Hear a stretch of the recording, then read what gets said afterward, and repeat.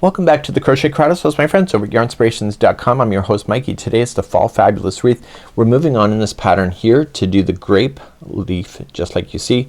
So at this point in the series we've already completed the single point, the 5-point, we've also done an oak leaf, and this is the last leaf here. It's a grape leaf. Again, you can use any colors that you would like to do, something that's for fall, and you can just grab your scrap yarns, and you can also even change them to not be fall, to be more spring-like if you wish, and it's kind of neat. So the pattern is available on page number 2 of this, and let's take a look at that next.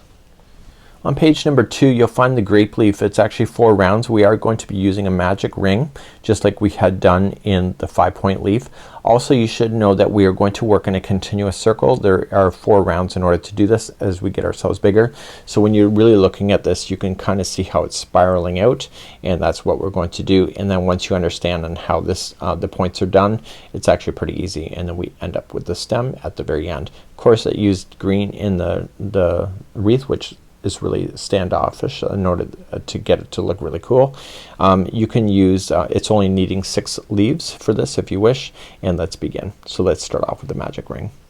So as we start off with the magic ring, remember there's tutorials available on the basics of crochet, which includes the magic ring. I'll show you how to do it anyway right here. So let me just back you just a little bit so you can see my whole hand. So you're gonna take the strand right here, and you're just gonna lay it on top of your palm, and you're just going to use these 2 fingers. So these 2 will be axed out. Well, not literally, but they will be. So just kind of pinch it and turn over your hand and just move those 2 fingers out of the way and rotate your hand and come over like a cross. Okay, so lying in the front, just use 2 fingers and come across, and then just use your other finger just to kind of hold, and I'm pinching it underneath so this is taut. So slide the hook underneath the one strand and grab this one here and pull through and slide your fingers out. So when you go to use this magic ring you need to go into the ring, but you also need to go into the starting strand because it's that starting strand that we'll use to pull tight. Let's begin round number 1. So let's begin round number 1. We are just gonna immediately just single crochet right into the center of this ring. So what I would do is just pull up a chain there just to lock it, and then around these 2 strands here single crochet 5 times. So we have 1,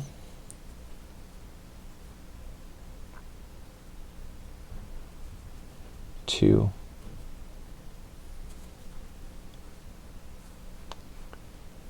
3, 4. Whoops, I don't know why I'm struggling at the moment. And 5 is next. So once you have your 5, got to do a few things here. We need to create a stitch marker. So just take a spare piece of yarn, just cut it if you don't have one. You could use a stitch marker too, and place it underneath the very last stitch and pull that through so we can keep an eye on when we're completing our rounds. So just pull that through. We're not quite done yet, so what I want you to do is just pull this loop so it's a little bit larger.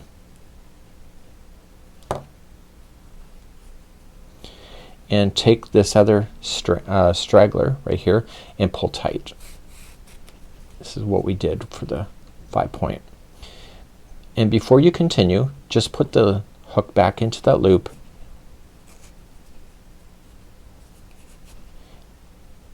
so that everything's nice and tight, and turn it over so you're looking at the back side. So take that straggler here and put it through a tapestry needle. If you don't secure the straggler it will come out, guaranteed. It may be a wreath but you should still do it. Okay, so you want to just take it looking at the back side and just bring it through some strands. So once, you don't need to go too crazy with this. Go back and forth 3 times and then get rid of that. It's called the magic ring. So the reason that you're using a magic ring is so that the center is nice and tight and closed. And I'll pick it back up and we're ready officially for round number 2. So starting in the very next stitch, if you're not sure just count it back. So 1, 2, 3, 4, 5. Okay, the 5th one back is the starting, and you're going to apply 2 double crochets, or sorry, 2 single crochets in each of those stitches going around. So you've got 1 and 2 is in the first stitch, and then 3 and 4 is in the next stitch, and then 5 and 6 is in the next stitch, and 7 and 8 is in the next stitch, and you're got the stitch marker where you were last, so you're gonna do 9 and 10. Before you move on though, move that stitch marker up, so just grab one side of it and just pull it to underneath the stitch work, and that completed off round number 2. Let's move on to round number 3. Starting in the very next stitch for round number 3, you're just going to apply 2 single crochets in each, and then finish off on the very last one where you've got it marked as 2 single crochets as well, and that's where you're going to end and move up your stitch marker. So 2 single crochets in each. There's a total of 20 stitches going all the way around. This is round number 3. I'll see you at the end of the round. So I've just come all the way around. I put 2 into each. The very last one, just move up that stitch marker so that you can see it. So let's slowly go around number 4.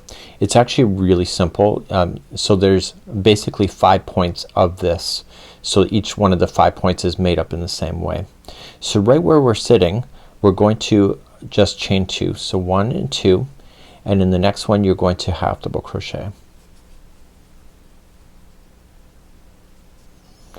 So the next stitch that you have here is that you're going to apply 1 double crochet, chain 1, and in the same one again do a treble,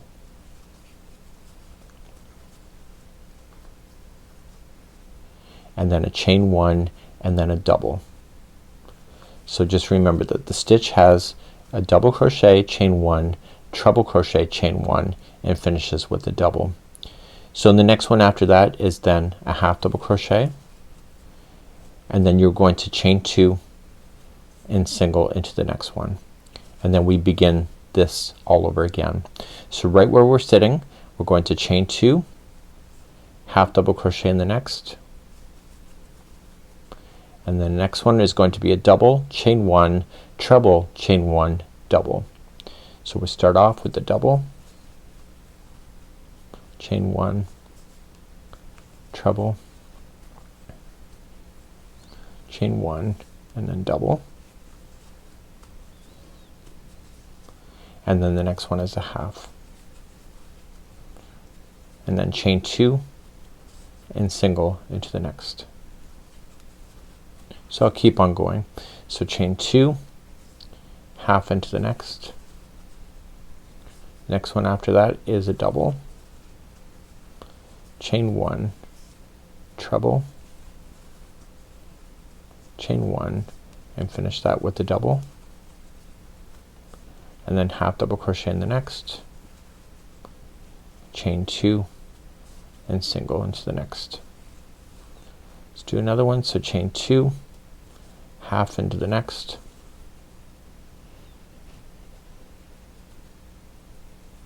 next one is a double, chain 1, treble, chain 1, and then a double, and then a half into the next, and single. So we only want 5 points, so you can see 4 so far. So we start again. So chain 2, and then half, and the next one is a double, chain 1, treble, chain 1, and then double, half into the next, chain 2, and single, and that's the very last one. See how it's marked with the stitch marker? So that's your very last one. So the last one is a single crochet, and now we're going to do our stem work at this moment. So to do the stem that we have here, we're going to chain 5. So 1, 2, 3, 4, and 5, and then we're going to then single crochet starting in the second chain from the hook and go all the way back up. Of course, if you want longer stems, you can always just chain more. If you want your stems to be smaller, then you'll just like thinner, then you can just slip stitch on your way back too. So once you have that all the way back up, then just slip stitch to the other side of where the stitch marker is, and then that's it. So you're gonna turn this over, cut your yarn, and you're gonna pull through. Now you're gonna want to secure this so you can take out your stitch marker, just save it for the next time, and then put this into a tapestry needle.